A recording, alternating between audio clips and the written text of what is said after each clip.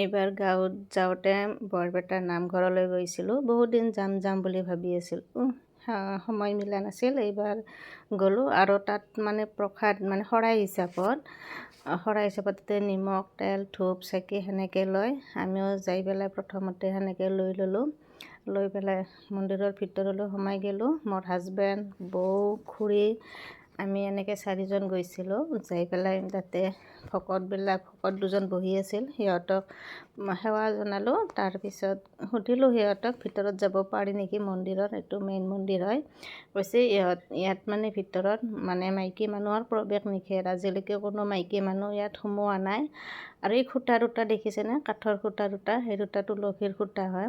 সেইকাৰণে চোৱা ভাল লাগিব বুলি আজিলৈকে কোনো মানে তাতে মাইকী মানুহ প্ৰৱেশ কৰা নাই। সিহঁতে গোটেইখিনি কথা বুজাই দিলে।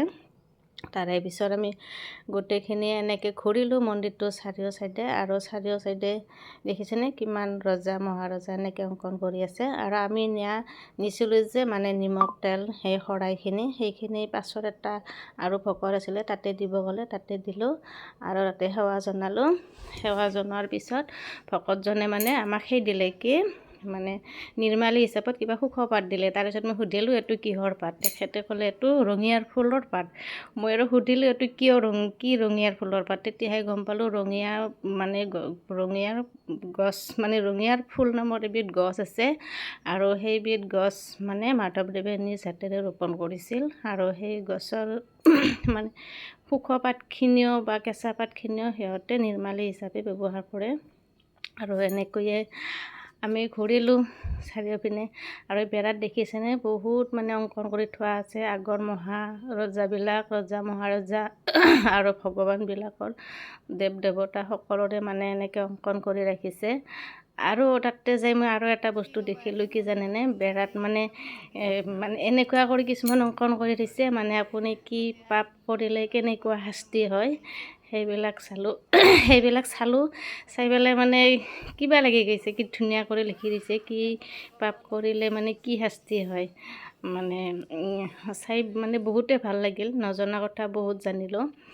তাৰে পিছত এনেকৈ ঘূৰি ফুৰি আহিলোঁ। আহি ইয়াতে দেখিলোঁ এইটো এইখিনি জেগাত বোলে মানে আমাৰ গুৰুজনাই বোলে ভাগৱত পাঠ কৰিছিল। তাকে আমাক দেখাই দিলে, মানে ভকতজনে দেখাই দিলে বোলে ইয়াতে সেই কৰিছিল। তাৰপিছত হাজবেণ্ডে ক'লে বোলে ইয়াতে যাব পাৰি নে নোৱাৰি। তেতিয়া ভকতজনে ক'লে বোলে ইয়াতে যদি তুমি যোৱা মানে মাইকীৰ প্ৰৱেশ নিষেধ, যদি তুমি যোৱা তেতিয়াহ'লে কাৰ্যালয়ৰ পৰা ধুতি ল'ব লাগিব। ধুতি লৈ মানে পুৰুষক প্ৰৱেশ কৰিব দিয়ে, কিন্তু ধুতি পিন্ধিব লাগিব, তেনেকৈ ক'লে। মোৰ হাজবেণ্ডে ক'লে হ'ব বাৰু, পিছত যদি কেতিয়াবা আহোঁ তেতিয়া ভিতৰত সোমাম, আজি বাৰু ভিতৰত নাযাওঁ। এনেকৈয়ে আমি ঘূৰিলোঁ, চাৰিওফালে চালোঁ। চাব লগা বস্তু কিন্তু বহুত আছে আৰু এৰিয়াটো বহুত ডাঙৰ হয়। এনেকৈ ঘূৰি ফুৰি চালোঁ। আৰু তাতে তেলিকদম শুনিহে আছিলোঁ, দেখা নাছিলোঁ। মন্দিৰত গৈ পেলাই তেলিকদমো দেখিলোঁ, তাতে সেৱা জনালোঁ।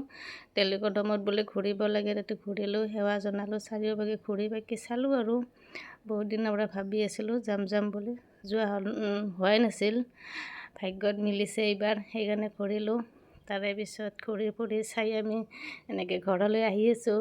এই বৌ খুৰী সকলোৱে ঘূৰিলোঁ, আহি আছোঁ, ভাল লাগিছে। সেনেকৈ ইয়াত থাকিলে ক'তো যোৱাই নহয়। গাঁৱত গ'লে অলপমান এনেকৈ ক'ৰবাত মন্দিৰত হওক ক'ৰবাত ফুৰিবলৈ গ'লে এনেকৈ ভাল লাগে। তাকে আপোনালোকক মানে দেখালোঁ আৰু ভিডিঅ'টো ময়ো অলপ সাঁচি ৰাখিবৰ কাৰণে ভিডিঅ'টো এনেকৈ বনালোঁ। আজিলৈ আহিছোঁ, বাই বাই। ভাল পালে লাইক কমেণ্ট কৰিব।